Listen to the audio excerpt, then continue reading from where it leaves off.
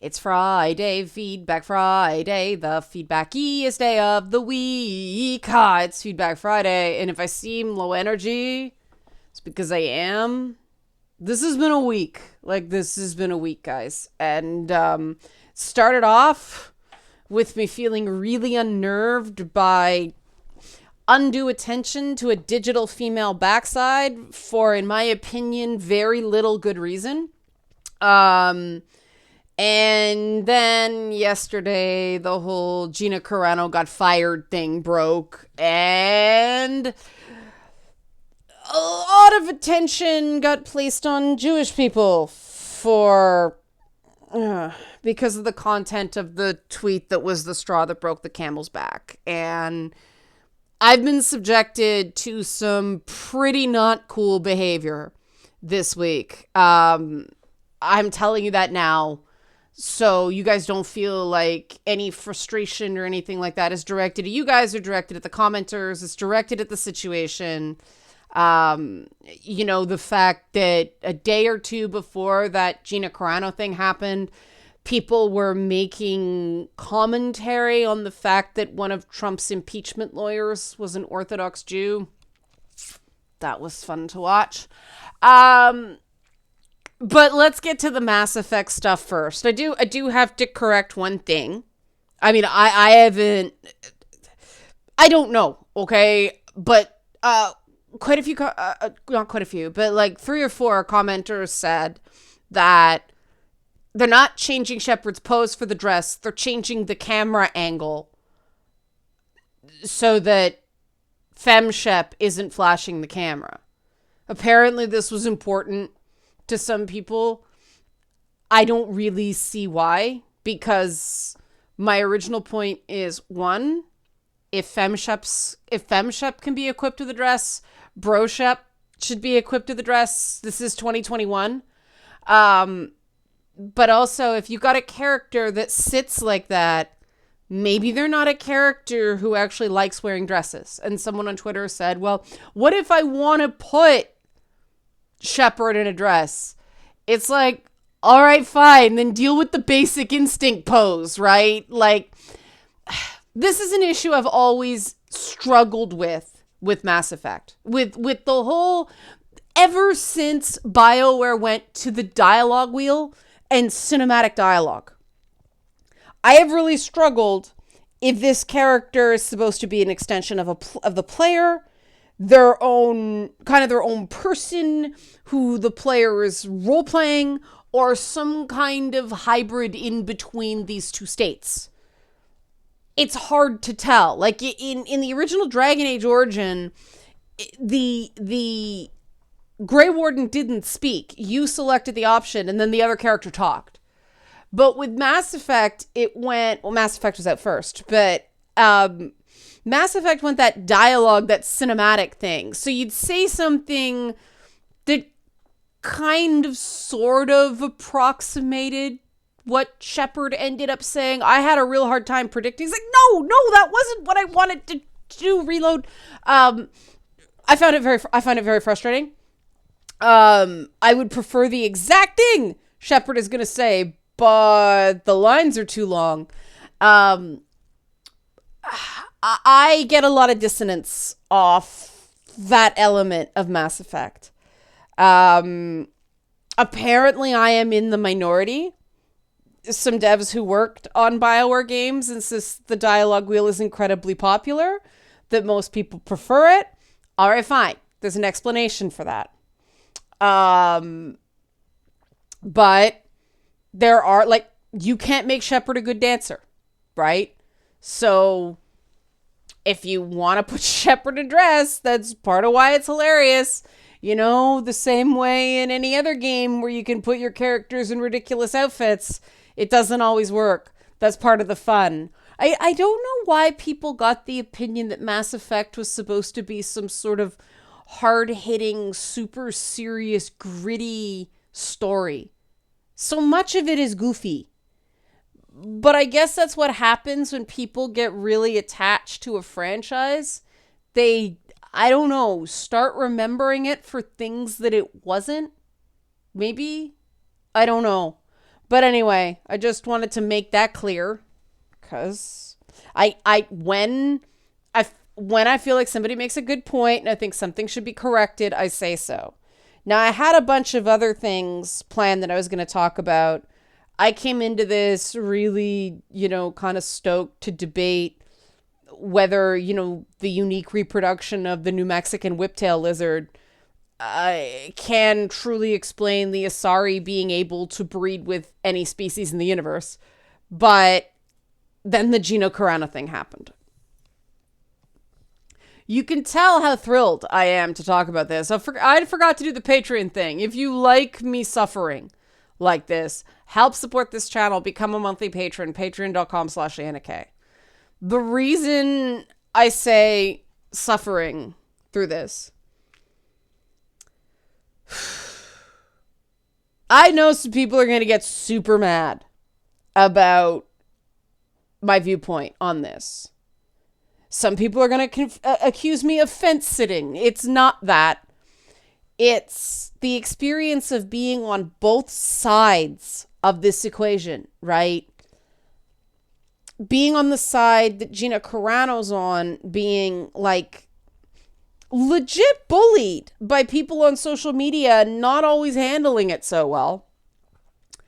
And then being a producer on a property where you have a lot of other people to consider, and you can only be so understanding of one cast member's personal struggle and personal demons and whatever they're dealing with.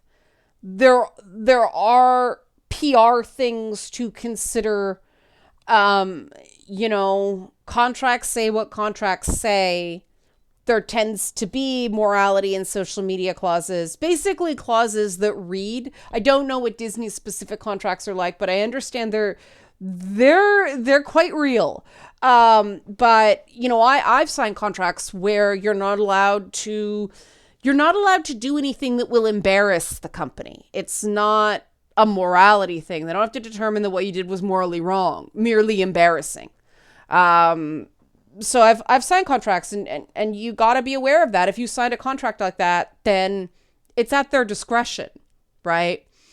And there are reasons for that. I mean, the Star Wars franchise is gigantic. There's a lot more riding on it than one person.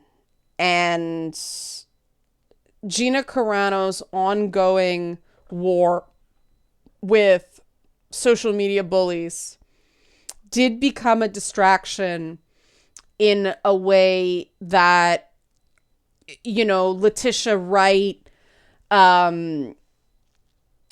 expressing vaccine skepticism once didn't. Pedro Pascal comparing MAGA supporters to, Nazis and slave owners. I think that was pretty over the line, but he did, again, that once.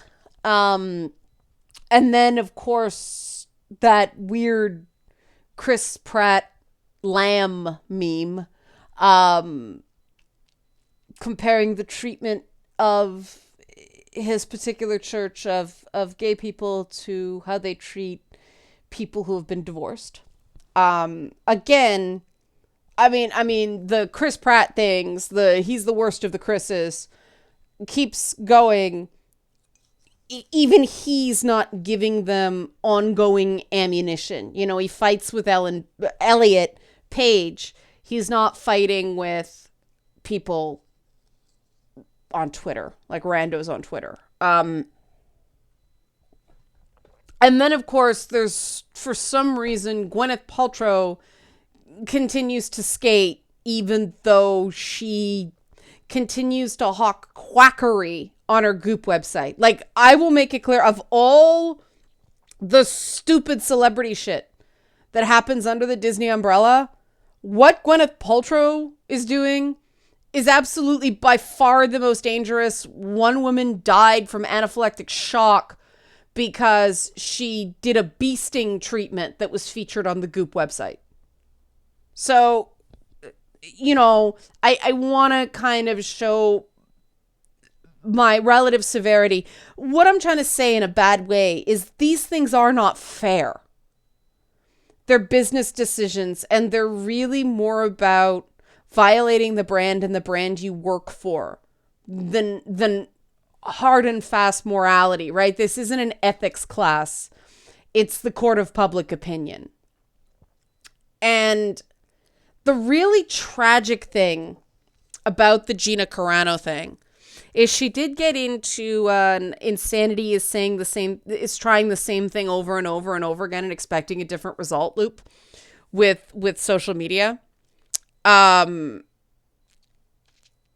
saw her position about not being bullied into saying something just because she was bullied into it. She made comments that she talked to Pedro Pascal and she understands the pronoun thing. I personally don't think that anybody should be compelled to openly endorse any cause. Not making some slogan does not mean you're not supportive. There may be something about that particular sub-movement in something that you're not cool about. I know I was personally uncomfortable during the whole Black Lives Matter thing, not because I didn't, 100% totally agree Black Lives Matter and there needs to be reform in law enforcement, just because I didn't want to come across as some white chick grandstanding on a black cause, right? Their time to talk, right? Now some people disagreed with that, but it's got to feel right. People can't feel forced to say something because then they're held to it, right?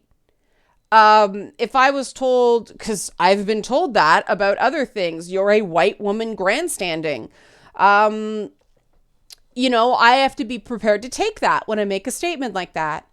The pronoun thing, I really truly believe that she was just trying to make a joke that she didn't understand how it would land. I don't think any of these things are firing offenses. The problem is it started a narrative, right? And I'm sure there was some point, I don't know, but having been on sets where you have a lot of very strong personalities, and you got Pedro Pascal on one side and you got Gina Carano on the other side. And I think it was great that they had, differing opinions, but they could still talk to each other and be cool about it. But it comes to a point where you do have to go, everybody just stop tweeting. Please just let this cool down. We make a show with, ninja space wizards, okay? Please just, the only person who hasn't gotten in trouble on social media is Baby Yoda. And it's the sort of thing where everybody is expected to stop. Don't fight with people. And then the next person who does it, well, they were warned. Again, I'm not saying I know for certain this has happened. This is just sort of standard operating procedure when things start going off the rails. Now, unfortunately, one of the things Gina Carano got caught up in is that people started saying she said things she just didn't say. And that I think is what leads to the feeling of unfairness that a lot of people have expressed, that she got fired for the opinion the mob had of what she meant, not what she actually said. And there is an element of truth to that. There is also just the real life thing of sometimes people just get sick of the noise. She tweeted again, it was sort of comparative to the, Roseanne Barr firing. It wasn't about what she'd said. It's that they were worried about what she was going to say next. She didn't seem to be able to control herself.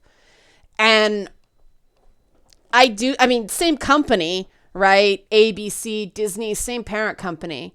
And The fact that the tweet that sort of was the last straw, the straw that broke the camel's back, invoked Jewish people, I think is a particular point of sensitivity for the Walt Disney Company, because, I mean, Walt was likely no more anti-Semitic than any other man of his time. Certainly not the bulk of them. Am I thrilled that somebody whose content I really enjoy said those things about people like me who don't eat bacon? No, I'm not thrilled.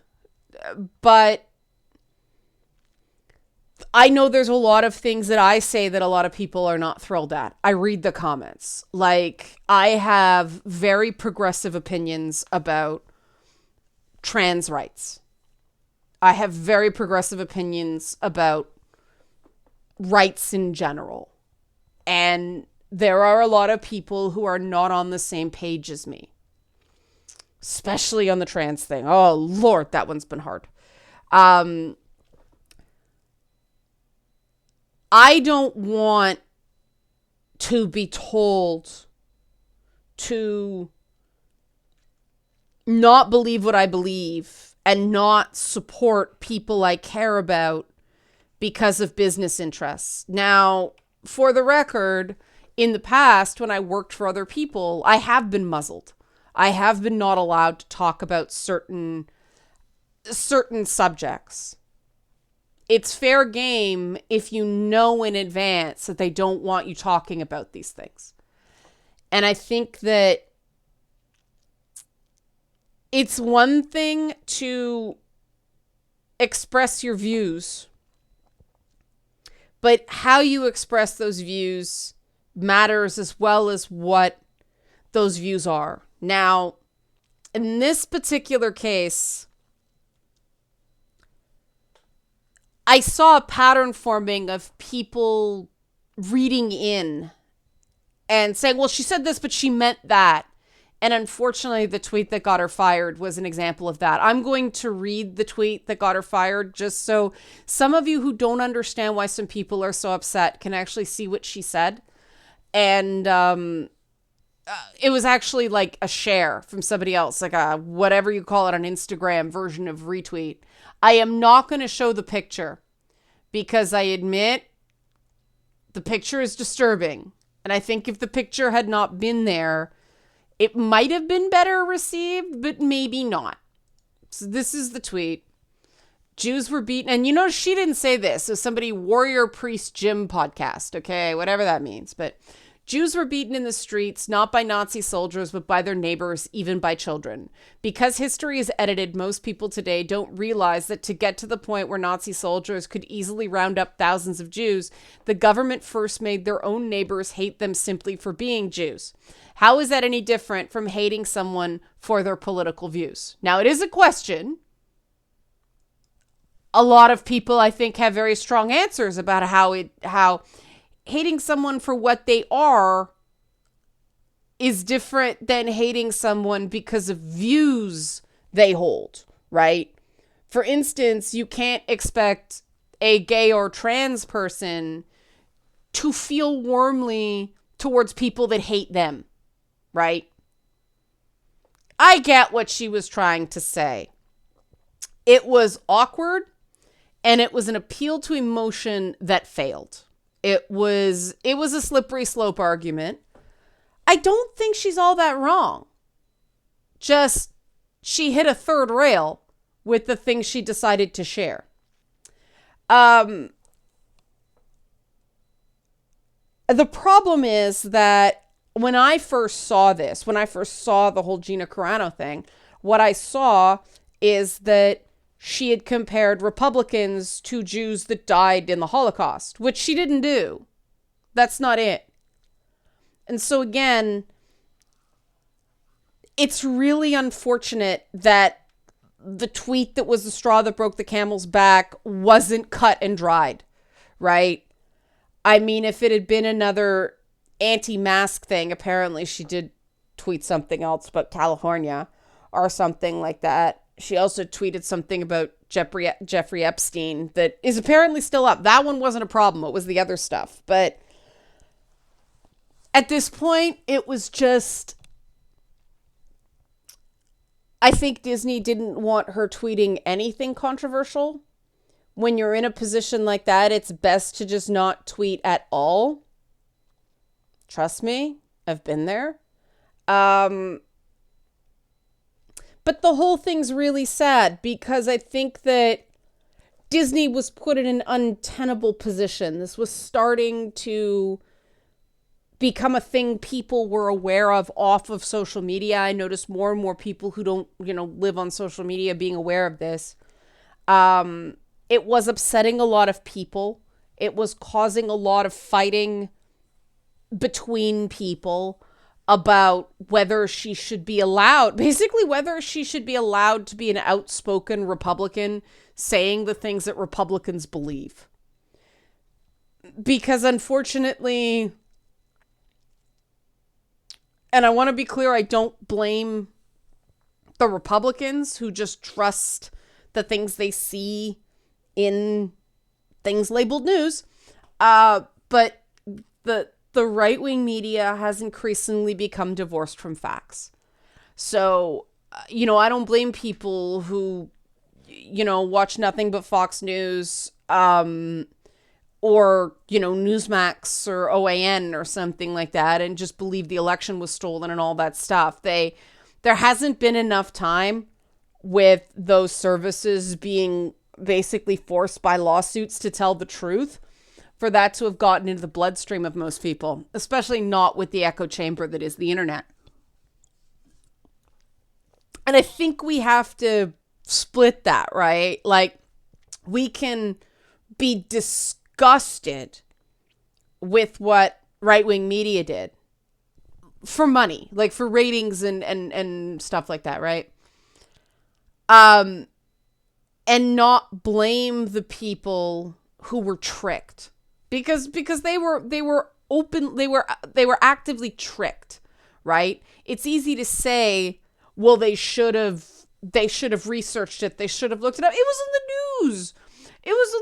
news. I admit that there have been, MSNBC isn't as bad for this stuff, but there have been a few things where the way they covered it gave me a view on things that when I looked into it more, I realized they omitted certain details. And it's show by show, right? Like, some shows are much better at not fudging certain things than others are. But, as aware as and yes, I bothered to look it up, but even I was fooled temporarily, right? So I'm not going to blame somebody for being misinformed by a service labeled news that should be trustworthy. I think there is a place for regulation in that regard. It's one thing when some crackpot website that nobody is there's no accountability there. That's one thing. But when you can turn on the TV and see this crap, I can't blame individual people for that.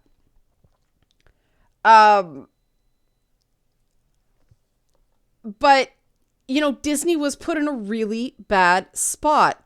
The Mandalorian single-handedly rehabilitated a Star Wars brand that had been badly damaged by not very good movies and identity politics fights.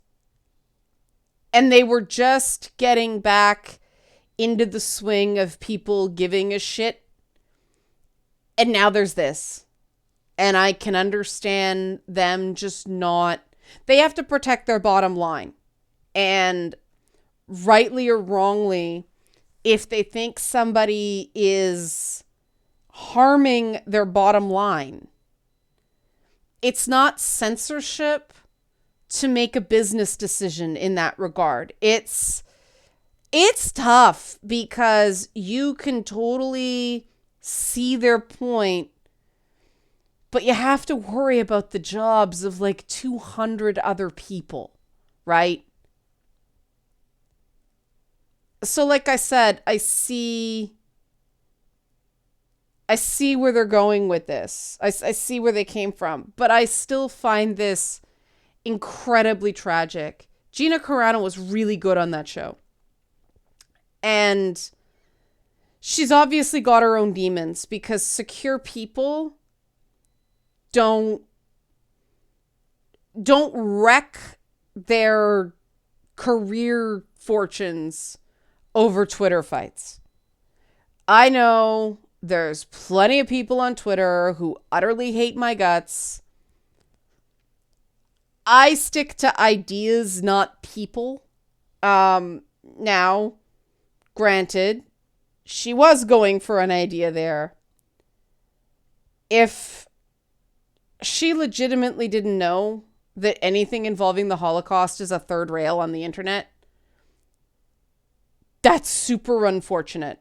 Because, I don't eat bacon or shellfish, and my husband and I have separate meat and dairy dishes. Like, we don't just, it's not just an identity. We actually practice this stuff. And even I know, proceed with extreme caution when you invoke the Holocaust. It's just one of those things that's too easy for people to jump on and mischaracterize. The whole thing's just sad. It's just really sad. And it's really easy to make this something simple. And in some way it is. In some way it is. It is in many ways a victim of the cancel culture mob. But when you're in a position where one thing I've learned this week about the cancel culture mob is that it's people who think they have nothing going after people with something to take. And you have to keep that in mind, that you cannot stoop to their level. It's asymmetrical warfare. You do have to be better than them because you have something to take and they don't. Is that fair? On the one hand, no, it's not. On the other, well, you have something to take because, you spent your time better than people looking to destroy people on the internet. There have always been people like this in the world who are just so filled with their own pain that they have this need to destroy other people. That in the case of Gina Carano, it's like they expected her to be more, because she wasn't, conventionally feminine. I think they expected her to be more of an ally than she was, not recognizing that people in UFC circles, it's weird. Like wrestling and UFC, it's surprisingly church for, that kind of thing. Like the whole Jesus is a pacifist thing, it tends to get lost. But it's pretty traditionalist. It's pretty conservative, and I can strenuously disagree with people's positions in that regard, but not forget that they're human. And there is a real streak on the internet that seems to just disconnect from that this person you are attacking is a human being who nobody fights with idiots on the internet like that if it's not triggering some sort of trauma in them. And that's what I see in Gina Carano. She did not handle this well. She pushed Disney into a position that they really had no other choice at this point. It just went on too long. There were too many separate incidents. It was not any individual one. It was just too many. It wasn't stopping. What's next? We need to be able to make decisions here, and she's not making it easy for them. I can guarantee you that was some of the content of the discussion. But it's still really tragic that